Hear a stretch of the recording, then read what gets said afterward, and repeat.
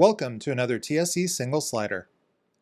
This time we're going to talk about one of my favorite aspects of the Stripe API, expansion. Expansion is a technique you can leverage to get more done in fewer API requests, which means you can build a simpler, more efficient integration with less code. Let's start with an example scenario where you have a checkout session ID and you want the last 4 digits of the card used during the checkout session as well as the line items and their discounts. First, let's see how to go about getting this information without using expansion. We'll start by asking the Stripe API for the checkout session by issuing a GET request to v1 checkout sessions with our checkout session ID. The response to this request will contain the checkout session object. This object will have an ID property and many other properties. Among those is the payment intent property, which has the ID of the payment intent the checkout session generated to facilitate the payment process. One property the checkout session will not have is line items.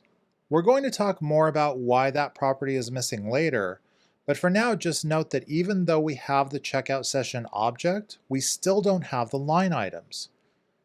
So let's talk about the last 4 digits of the card used in this checkout session.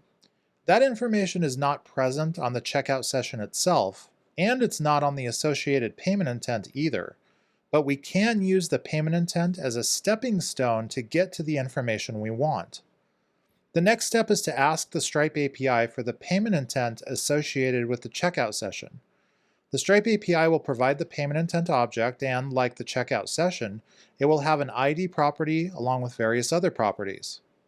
The specific property we're interested in on the payment intent is the payment method property, which has the ID of the payment method used to confirm the payment intent. We can use the payment method ID to fetch the payment method object, and on that object, nested under the card property, we find the last 4 digits of the card.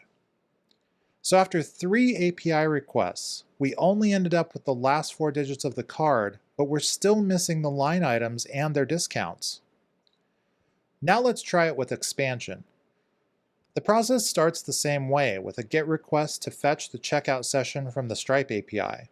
This request will, of course, provide us with the checkout session object as it did in our previous attempt, but this time we're going to do a bit more with the request. In the Stripe API, some properties can be expanded into full objects in an API response. Let's tell the API we want to expand the payment intent property on the checkout session. Doing this tells the API we don't want just the ID of the payment intent, we want the whole object. So in the response, the entire payment intent object will be nested inside the checkout session object. Even better, expansions can be nested. That means we can also instruct the API to expand the payment method property inside the payment intent. So now the response will have the checkout session object with the payment intent object nested inside, and nested inside that will be the payment method object and the last 4 digits of the card. So far so good, but what about those line items? In the Stripe API, some object properties are not included by default, and line items on a checkout session are one of those properties. However, expansion allows you to access properties which are not included by default. Let's add another expansion directive to this request for line items. Now line items will appear as a property on the checkout session, and the line items data property will be a list of line item objects. And each of those line item objects will have several of their own properties. Now we've got the last 4 and the line items, but we're still missing discounts. That's because the discounts property on line items in a checkout session are also not included by default. That's not a problem though. Expansion gives you the ability to expand properties inside object lists. We can add .data.discounts to the line items expansion directive to also expand the discounts property inside the list of line items. Doing so will make discounts appear on the line item objects. Now we have all of the data we wanted, and it only required a single API request. This example shows how powerful expansion is, but it really only scratches the surface.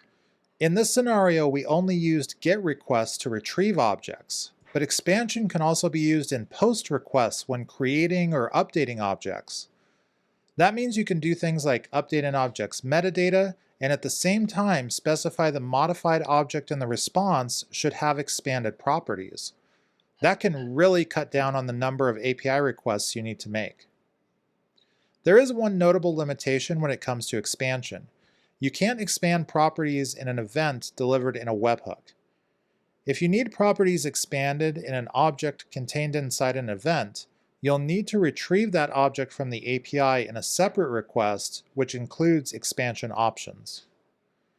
To find out which properties can be expanded and which ones are not included by default, take a look at the Stripe API reference. Expandable properties will have an expandable badge, and the description of a property will tell you if it's not included by default. You can find the API reference at stripe.com/docs/API, and you can find expansion documentation which includes more use cases and sample code at stripe.com/docs/expand. Now you know how to leverage expansion to reduce the number of API requests you need to make, which means you can build a simpler and more efficient Stripe integration with less code.